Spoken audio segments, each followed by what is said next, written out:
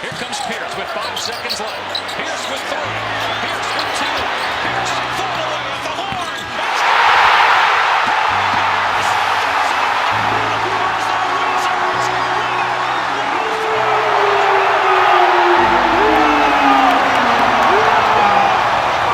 On the first night of a 4-game road trip, the Washington Wizards lost 130-121 to the Atlanta Hawks.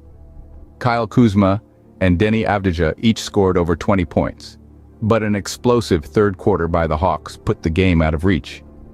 Despite Daniel Gafford missing his second straight contest with a sprained ankle, it felt like the Wizards were in a good position to start this game.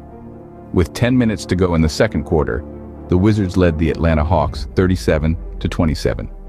Over the next 29 minutes, Atlanta outscored Washington 88-52 and held a 26-point lead with 7:09 remaining in the game. The Wizards mounted a phony comeback and closed the final margin to just 9 points. This sort of beating, the team's third lopsided loss in 4 games, is to be expected.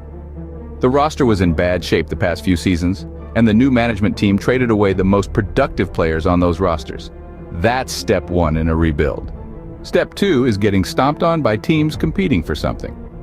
The next steps are about acquiring future assets and accumulating the on-court talent to eventually become one of those competitive teams doing the stomping. Here are a few observations.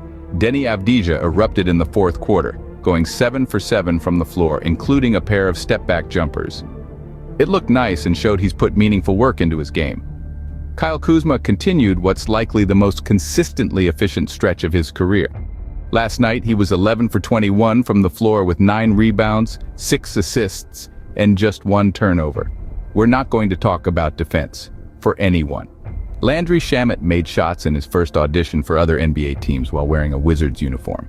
Johnny Davis had 3 steals in 10 minutes, also 3 fouls. Jordan Poole had yet another terrible game. When he sets his feet and takes his time, I think he can be a good shooter. As someone who creates with dribbles and moves, I'm not impressed so far. It looks flashy and cool, but there's Atlanta's backup center Onyeka Okongwu still between Poole and the basket and contesting the mid-range jumper Poole has to force.